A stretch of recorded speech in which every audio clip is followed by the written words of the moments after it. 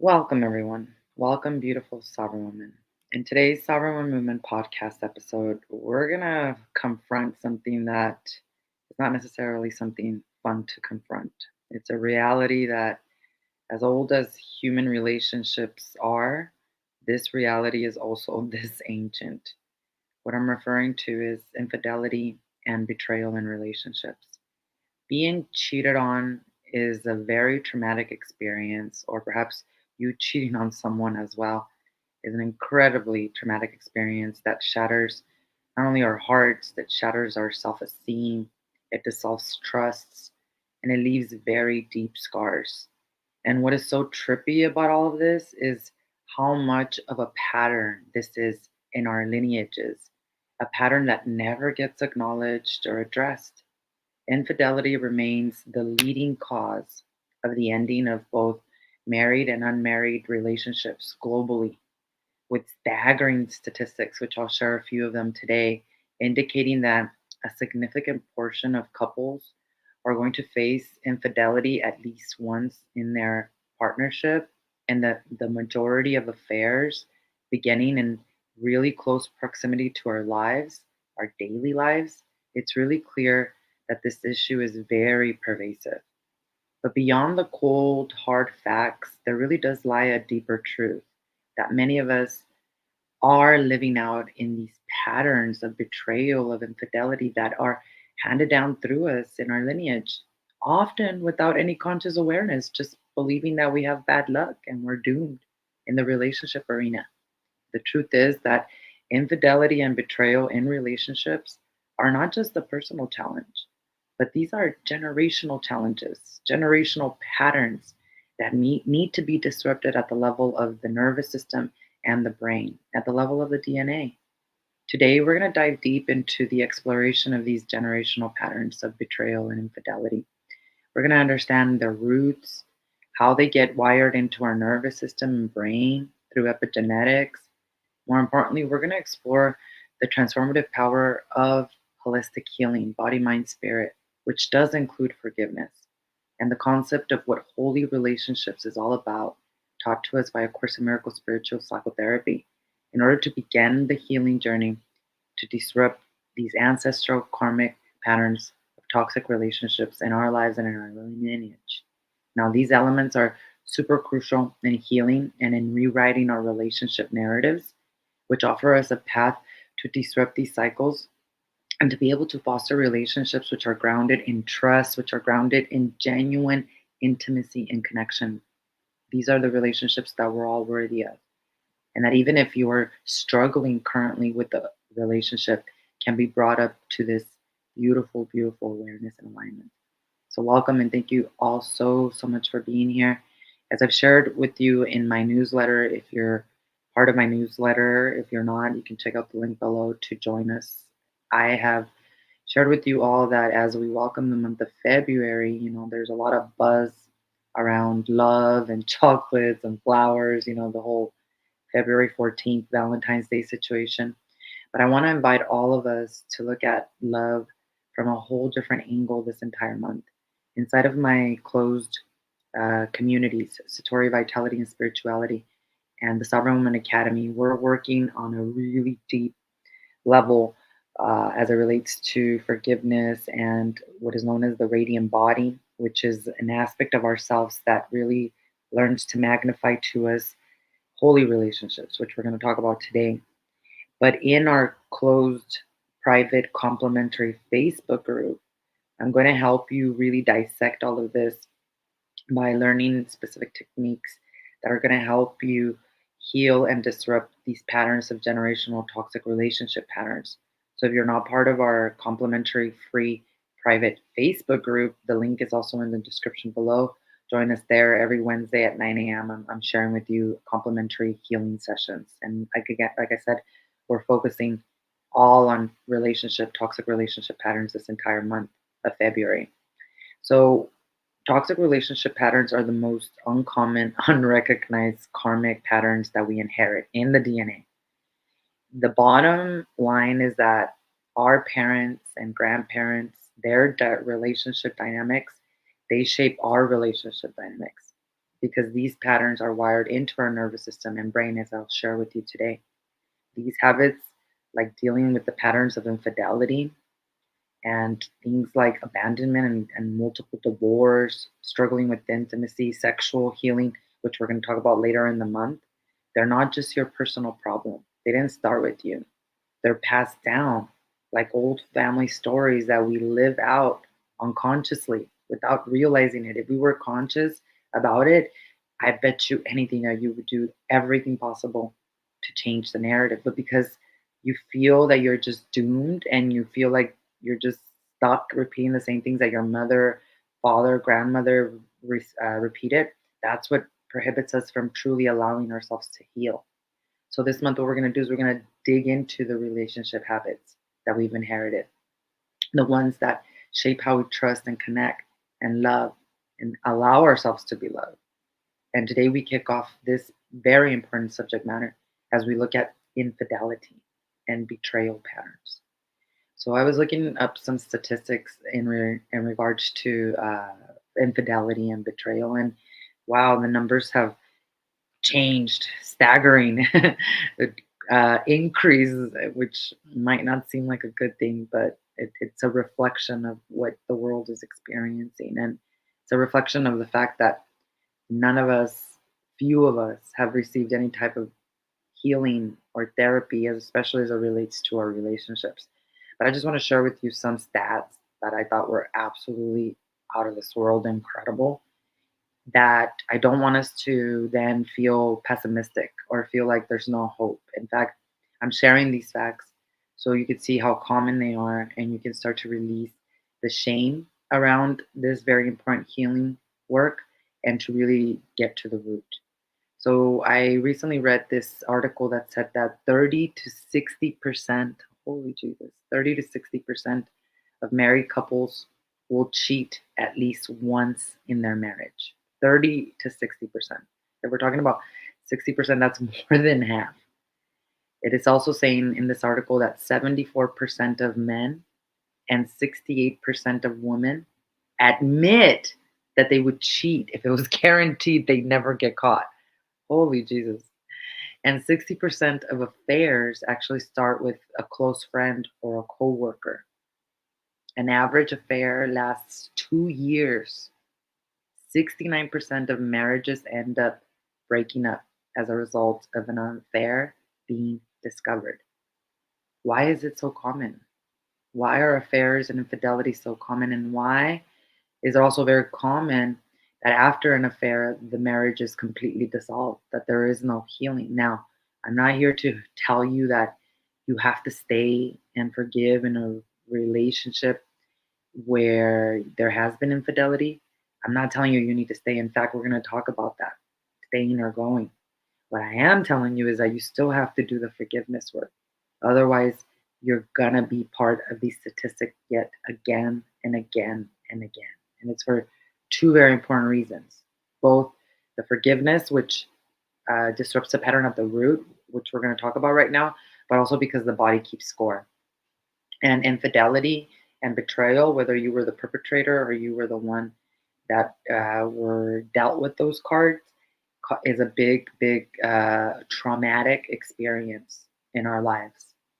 But before we talk about those things, let's talk about why it is so common, especially right now. And for you to do really understand that, there's three things that we need to understand. First, we need to understand generational patterns and epigenetics. So, we've talked many times about epigenetics, which is basically the science of how whatever our ancestors could not heal from, how they responded to trauma, experiences through of life, become imprints in our DNA. And so, what I'm talking about as it relates to betrayal and infidelity is that they're more than just learned behaviors. They're deeply embedded in our nervous system, in our brains, meaning that the emotional traumas that were experienced by our ancestors, especially as it relates to infidelity, which is what we're talking about here, can absolutely dictate our own dynamics and relationships. And they do. They lead us unknowingly into these cycles of betrayal and infidelity. Even when we swear and we yell to the world that we will never be in the same pattern of infidelity as our mother, as our father, as our grandmother. You see, what happens is what we've explained before is that, first of all, your nervous system is wired inside of your mother's womb. And really, you're being wired by your grandmother's womb as well, or nervous system, because you were already inside of mom when mom was inside of grandma, right? So, what we really, really have to understand is that if let's say mom was going through infidelity, let's say that dad was cheating on her, then there was a lot of emotions that were attributed to that experience, and especially if you were pregnant. Even if you were not pregnant, but it is more impactful if she was pregnant with you. If you were a child that was watching these dynamics, 0 to 7 years old, very impactful too, because that's when your brain is developing and your nervous system is developing. So at that point, you're also being wired by those relationship dynamics. So in the womb, though, that's even more powerful because now those emotions are creating a frequency, the sadness, the grief, the trauma, that then are shaping your nervous system. And your nervous system acts literally like a magnet. It's like this frequency of sound, which is all of your thoughts, feelings, and emotions. And so, as much as you say, I do not want to have the same relationship as my parents, or I will never allow anyone to cheat on me.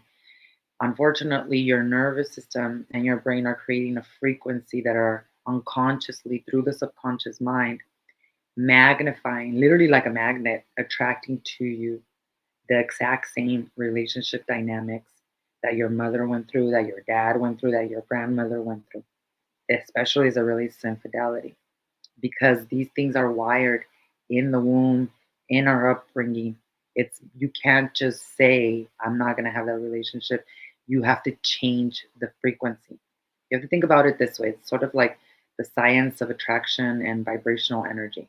The law of attraction, that movie is very, very mundane. It doesn't really get deep into the exact dynamics of manifestation, how we align with the experiences in this world, in fact, how we create our reality. But we exist as beings of sound and energy. And so when we have been wired with these experiences as children or in the womb where we see our father or mother cheat on each other, then what starts to happen is that unknowingly we start to attract these relationships that resonate with these internal patterns of betrayal. Because unconsciously, what we're actually trying to do is we are trying to play out the same cortisol drama experiences in a relationship that we did as children. And here's what's crazy is that we also are in a way punishing our parents. So let's say like our we saw our parents have like these horrible infidelities in situations, right? Unconsciously, we don't want, I mean, consciously, we don't want that, but unconsciously, what we do is we magnify to us the exact same relationship dynamics in a way to punish our parents for what they did to us. And we're not doing this consciously, we're doing this unconsciously. In fact, what you're doing is you're projecting the guilt that you have between you and your parents. So let's say you grew up in a household where there was a lot of drama, a lot of chaos, and because of infidelity, right? So then now you hold resentment and unconsciously, I'm not saying that you're conscious about it. Unconsciously, you hold resentment. You feel not seen or validated or loved or worthy because of the stuff that you saw your parents go through, right?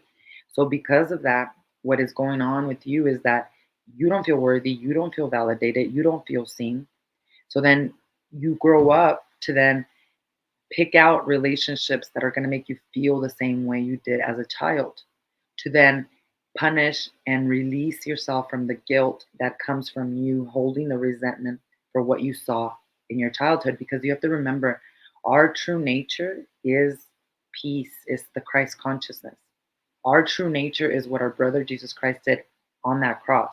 Forgive them, Father, for they know not what they do. That's our true, that's who you truly are.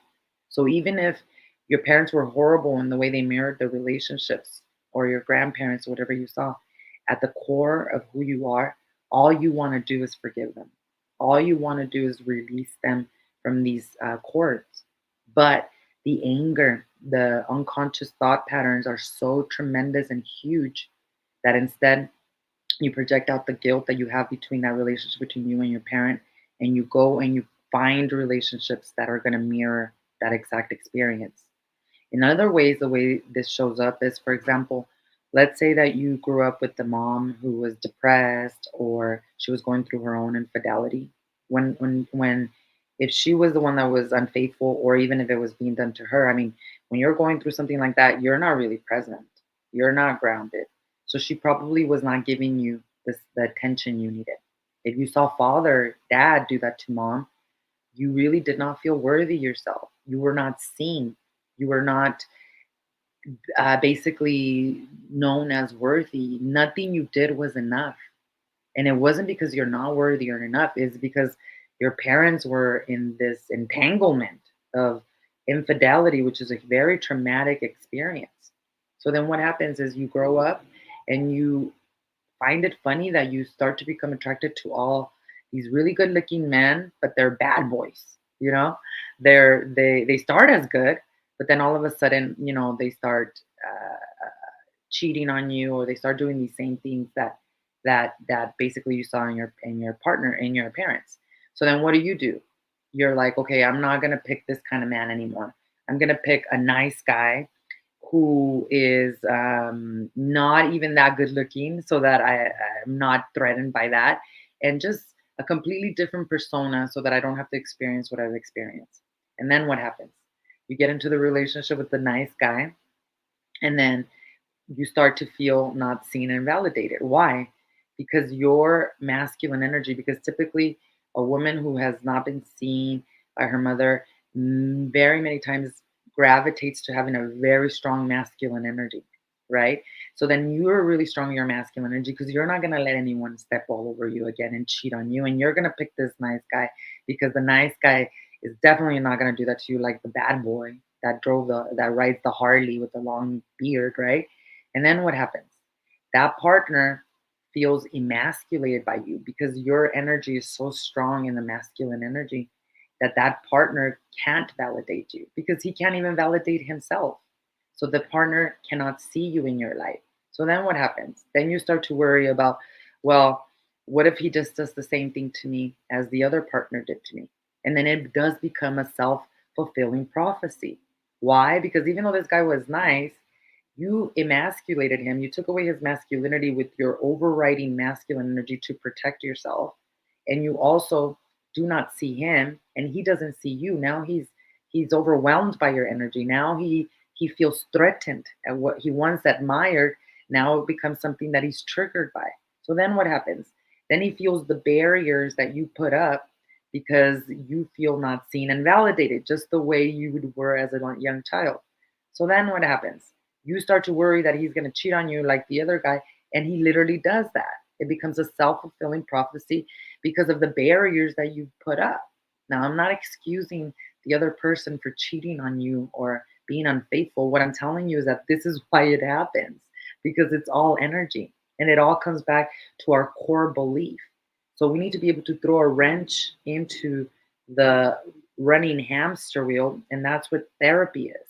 That's what holistic therapy is, to be able to address body, mind, and spirit so that we could stop aligning to these relationships, because we're not just choosing them unconsciously. We're literally like a magnet that is bringing them to us over and over and over again. And then we get to experience infidelity once, twice, five times until one day we're finally like, you know what? Maybe I need to change myself. Maybe the change has to come from within. Sadly, a lot of women don't get there. There's so many women that are so let down and they have given up on love. They have given up on men. They have this awareness of all men are cheaters, all men are going to be unfaithful. Let's hope that you're not at that point, because I can assure you that even not only in my own personal experience, but in my clients' experience, even in multiple infidelities, in things that you thought would never be healed, I have seen the holy union come together if you follow these exact steps, which I'm going to share with you today. I have also seen in my academy, especially, women who, because they come start to doing the healing work, the relationship ends and they end the marriage. And that's okay too. But that doesn't excuse them or liberate them from then still doing the forgiveness work, which is what they do in my academy. They end the relationship. Two things happen. Either they heal the relationship and make it a holy relationship, which is what we're going to talk about right now, or they find their self worth and finally end the relationship. Because many of the women that come into the academy, they might not even know that they're in a toxic relationship. They just think it's normal, that that's the way it should be.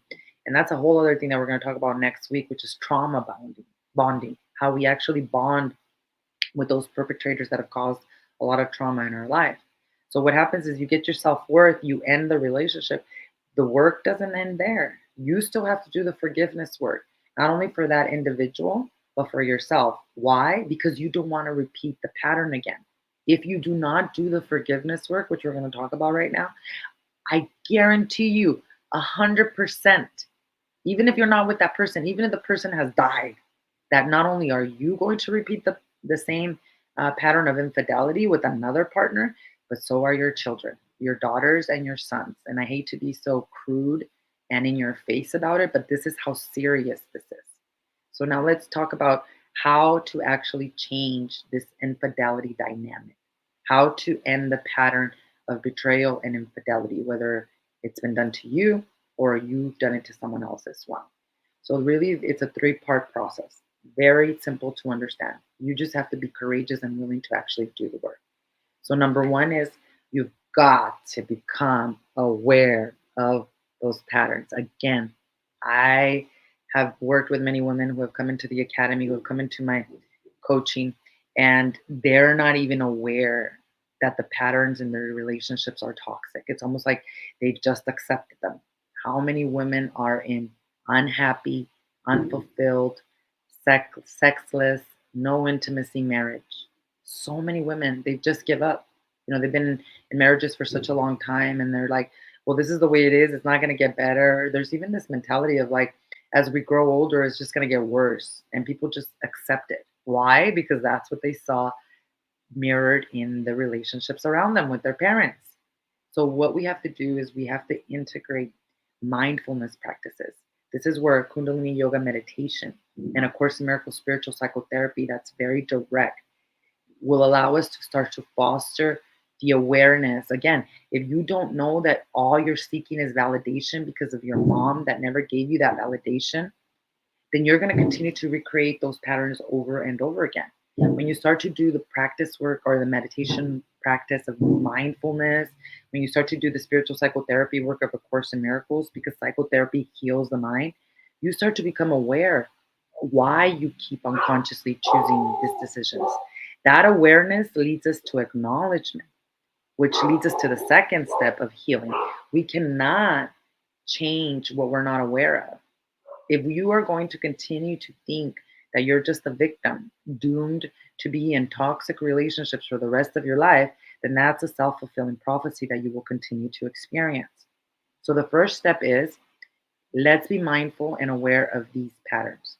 Now, I did actually create a 5 question assessment. It's like a exam that you take with questions that help you really become aware of if you are at what threshold of these patterns you're operating under unconsciously.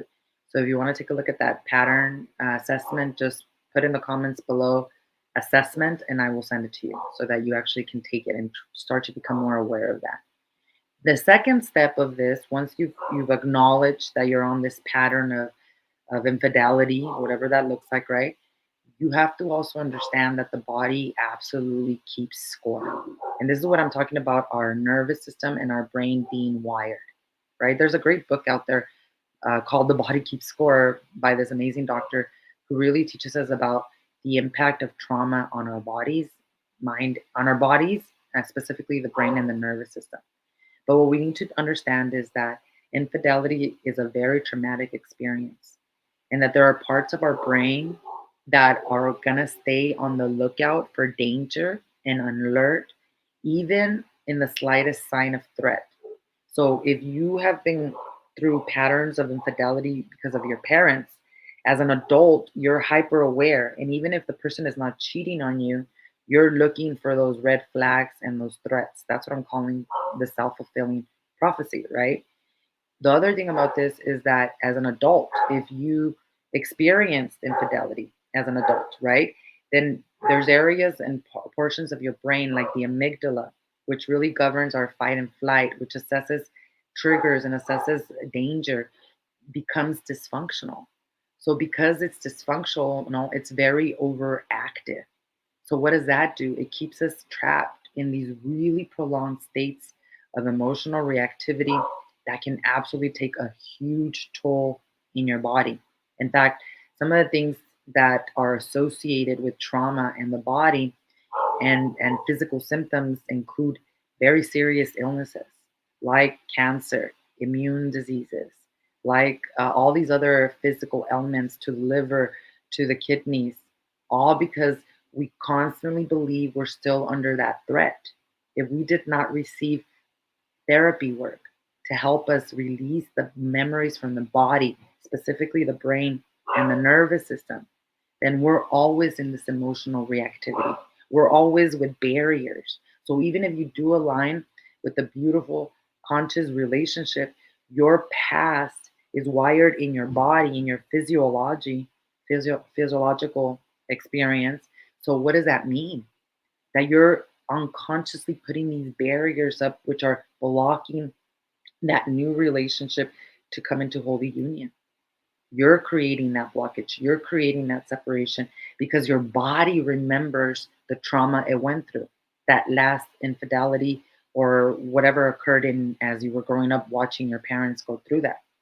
So we have to really connect with the body and we have to understand that being traumatized is not simply a problem of being stuck in the past, it's a problem of not being fully present in the now.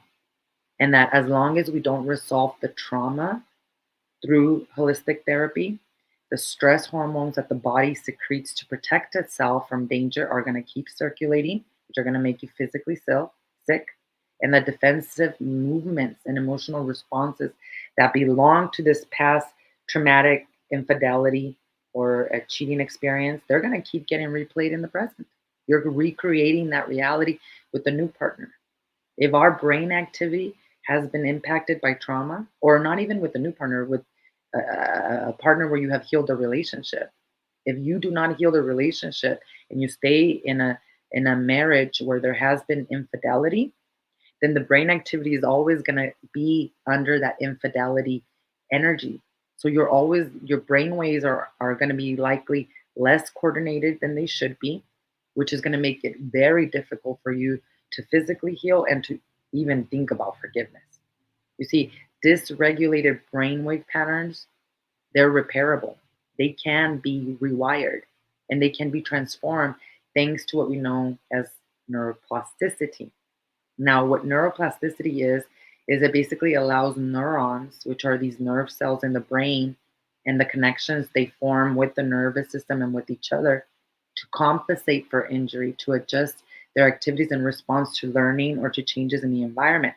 So, training, what that is it's meditation because it offers this neural feedback that promotes neuroplasticity, which basically is training our brains to regulate our brain waves so that we can achieve the desired brainwave state, going beyond the pattern of the trauma. And that's where meditation comes in, because meditation changes the brain's ability to adapt and to change in response to new experiences. So, what does that mean? That meditation can positively affect a lot of different areas of your brain. And the findings suggest that regular practice of meditation can positively affect the neuroplasticity by helping you adapt and change your brainwaves in response to these new experiences, right? You're no longer under that pattern of infidelity. You're throwing something into the hamster wheel, which is known as meditation. So you can get off the constant thoughts of they're just going to cheat on me the way my dad cheated on my mom, or my mom cheated on my dad, or they're just going to hurt me. So why let them into my life? These are unconscious thoughts that are being produced by the body because of the body keeping score of that traumatic experience, which is why we have to incorporate and integrate these holistic practices of meditation, Kundalini yoga, and spiritual psychotherapy, because spiritual psychotherapy really gets to the root of the separation and the belief that you are separate from God and that you cannot forgive, which takes us to the second part of disrupting the pattern of infidelity. And this is important and crucial and huge. This is something that I am very, very proud of that has been integrated into my teachings and into the Sovereign Woman Academy. In fact, we're actually right now conducting a 40-day forgiveness challenge inside of our academy. And the reason that is because, like I said, without you doing the work of forgiveness, the pattern is going to continue 100% of the time, not 90, not 60. This is why traditional therapy is so low in success rates. This is why 69% of marriages that go through infidelity end up in divorce. The reason is because not only have we not addressed the body keeping score, but we also have not done the work of forgiveness. And a lot of people are like, "Oh, I'm just gonna learn to forgive myself for allowing the betrayal that happens." Well, guess what? There's no way you're gonna be able to forgive yourself if you first do not forgive your Judas, the person who did this to you. Or if you were the one that did this to yourself, you're going to have to do a lot of work to forgive others first in order to get to forgive yourself. It's just the way spiritually it works. Climbing the mountain of consciousness, you cannot forgive yourself if you cannot forgive your Judas. That does not mean that you should need to stay in a relationship. That's one of the things that I also have created in for our academy. It's this worksheet that basically helps us analyze and this the question of should I stay or should I go. It does not mean that you physically stay married. In fact, there is holy divorce. There is conscious divorce where you don't have to create all this drama and make the kids struggle through everything. But you still have to do the forgiveness work because if you don't, the pattern is going to continue.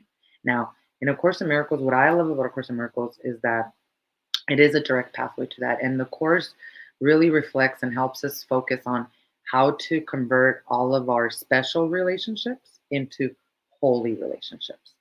So, a special relationship is basically one where we have conditions of love. You might think you don't have a special relationship with your children, but what happens if they get home with a grade F on their homework?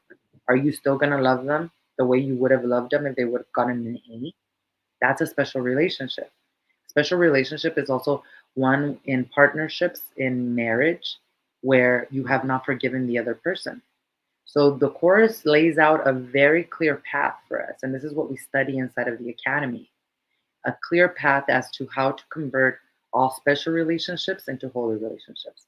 And I have seen in my own personal experience, as well as those of my clients, that even when there is divorce, that relationship gets transformed from a special relationship to a holy relationship. So, again, it doesn't mean that you're going to stay in union. In fact, the process will allow you to really understand what that union really means. In either case, you will have forgiven your brother and sister or whatever happened, right? Because it doesn't just apply to the romantic relationships, it applies to relationships like with your father and mother, where you didn't feel seen and you have not forgiven them. You can transform those relationships from special relationships to holy relationships. And the process is not that difficult, really. It's two people, and it does take the other person. This is why I'm telling you sometimes these things end in divorce, because if the other person is not willing to join together in a common purpose, meaning to bring healing to the relationship, whatever that looks like to you, then that's the first obstruction. And usually people will not be willing. Like, let's say that somebody cheated on you, and now you say, let's go to therapy, right? If that person says no 100% of the time, it's because of the guilt that they're carrying, and that should be a really, really red flag for you. So with the holy relationship, it means is first two people joining in a common purpose. And that doesn't mean that you both say, we're going to go to therapy. That just means that you both are choosing to experience this relationship in another way, to finally learn through love instead of through the bulldozer method, which is through all these grievances. After two people have joined in this common purpose, what happens then is that the Holy Spirit enters a relationship and gives it the goal of holiness. So, for example, when I decided to go on my healing journey, one of the things that really drove me to heal myself was my relationship. I've been married for 26 years now, very exciting. But there was a time where our relationship was completely falling apart. And I finally surrendered and asked God, I want to experience this relationship in a different way. Now, when I decided to go on the healing journey, I knew intuitively that in order to heal my relationship with my husband, I had to heal the relationship with myself first. So as I started to go practice Kundalini yoga and all these holistic practices to help me heal myself, my husband saw what I was doing and he decided to join in that common purpose. He didn't practice the exact same holistic healing methods that I did, and we had tried traditional therapy way before this, and it was a complete waste of time because it was just about it's almost like when you go to Alcoholic Anonymous and all you do is keep reaffirming that you're an alcoholic. That's what it felt like. Like that's not what I'm here for. I am not here to reaffirm all the toxicity in my relationship. I am here to find the solution. So when I started to do the healing work, my husband started to really also become gravitated toward that healing work. And when he started to do that work as well, his own version of that, that's when the Holy Spirit entered into our lives and enter into our lives to help us come into union because this is not something that's easy at all, especially in a relationship. Relationships are the highest form of yoga because they require the most tolerance, especially your intimate relationships. So then what happens is you surrender to the Holy Spirit, you allow the Holy Spirit to enter your life. And then what happens in the relationship is that you're going to experience a period of discomfort. This is very common and also what is known as twin flames, where a twin flame is literally what is known as your other part of your soul. And some of us are blessed to find our twin flames in this world. But the twin flame journey is not an easy one. It might start very beautiful and all roses and love, and then it takes a very dark turn where you're going to experience some really big challenges. This is where the infidelity might come. This is where, or you've overcome the infidelity and now you're dealing with the PTSD of it. This is where the truth comes out. This is where you have to face all these things that you haven't faced for a long time. And as you deal with that period of discomfort, the next step comes, which is the partners then embark on a process of forgiveness. And this is where the forgiveness begins. And like I said in my academy, we do a lot of this work around forgiveness. And right now we're doing a 40-day a 40-day forgiveness challenge with a daily prompt and a daily journal prompt to help us really understand and embed and embody forgiveness. Now, the academy is not open for enrollment right now, but like I said, you could still join us in our free complimentary Facebook group where I do share more live healing sessions and training around this to better understand it. So then, after you actually embark on the process of the forgiveness work, what happens is that the partners experience this common state of mind. That's what I call the holy relationship. This is what I call the twin flame union. Because as the holy relationship develops and the more forgiveness work that you do, the partners will gradually come to recognize the union of their minds. Now, for us, this was me doing the forgiveness work. My husband didn't necessarily practice the spiritual psychotherapy of forgiveness work, but what we actually did do together, which is something that we're going to talk about inside of our Facebook group, is what is known as Venus Kriyas. In Kundalini Yoga, there are these Kriyas that are created specifically for partners, for relationships. And they are so powerful that you should not practice them more than 3 minutes. It's a meditation. There's about five of them. My husband and I, when we were doing our healing, our relationship, we decided to practice this 3 minute Kriya that is known as the Kriya to release all resentment.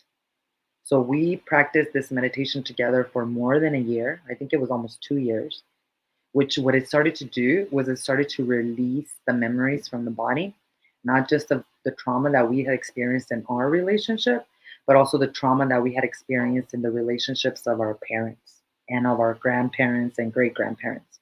because one of the biggest wounds, generational wounds in my lineage, was of infidelity.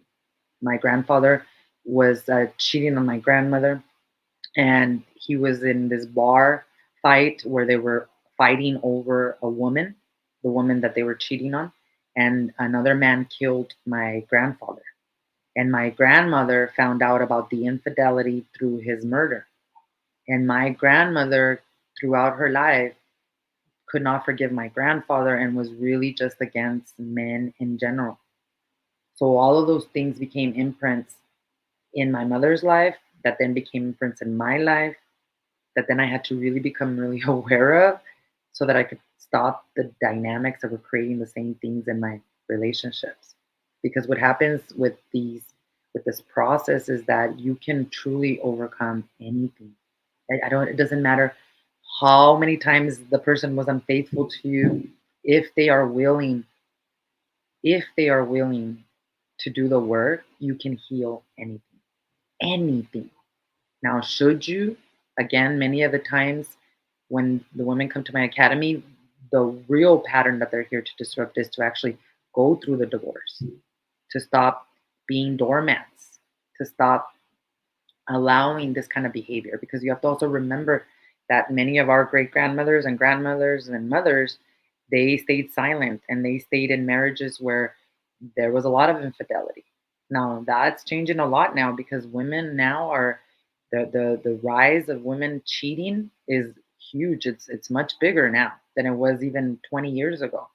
And that's because of all this dysfunction of women being too masculine, not understanding their true legacy, and really also men being emasculated by society and all these different things, which I'm going to talk about in the last week's episode when we talk about sexual healing. So I'll wait to reserve that till then. So the process of forgiveness allows us to then alchemize what we once saw as our Judas, as our most horrible relationship, into our Savior, into a holy relationship. Because the holy relationship becomes the extension of the Holy Spirit's purpose in your relationship to others. And this could be equated, it's very difficult to find examples of holy relationships in real life. But when I think of a holy relationship, I think of Jesus Christ and Mary Magdalene. It has been proven, especially in the historical data of Jesus Christ, how Jesus Christ actually channeled all of his teachings to Mary Magdalene because he knew that Mary Magdalene was the only one that could carry through the Christ consciousness in this new era. They were a holy relationship. To me, Isis and Osiris is also a holy relationship in Egyptian mythology. I'm trying to think of an actual physical. I believe my husband and I are in a holy relationship.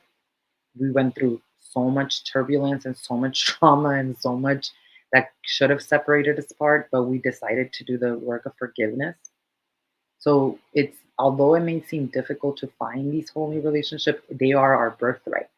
But the problem with humanity and with most of us is that again, we think we're a victim, we think we are stuck, and we think we are doomed to have these relationships. We settle. We settle in relationships where there is no intimacy, where there is no love, where there is no excitement and adventure. And we just expect these relationships to get worse as they get old, as we get older, instead of getting better. And that's the complete opposite of what doing the inner work of changing the narrative of your relationship does for us. Because to heal from these deep seated patterns, it requires a shift in our narrative from one of repeated betrayal to one of forgiveness, to one of connection, and to one of holy relationships. And the only way to access that is by bringing healing holistically, meaning body, mind, and spirit. The shift is not only healing for us, but also redefines our approach to relationships and also for our generations to come. So, as we embark on this healing journey, by acknowledging the presence of these patterns, we begin the first step of disrupting infidelity patterns in our lineage. By doing the body work to actually release these traumatic memories in our body, especially the nervous system and the brain, we start to actually engage the Holy Spirit to enter into our lives and to do what we cannot do. which is forgiveness. I'm going to talk about that more next week. We also start to engage the forgiveness word so that we can strive to cultivate holy relationships, so that we don't settle, so that these relationships that we're in transcend our generational pattern and limitations. So, in conclusion, the journey to heal the wounds of betrayal and infidelity, they involve a deep exploration of our ancestral patterns.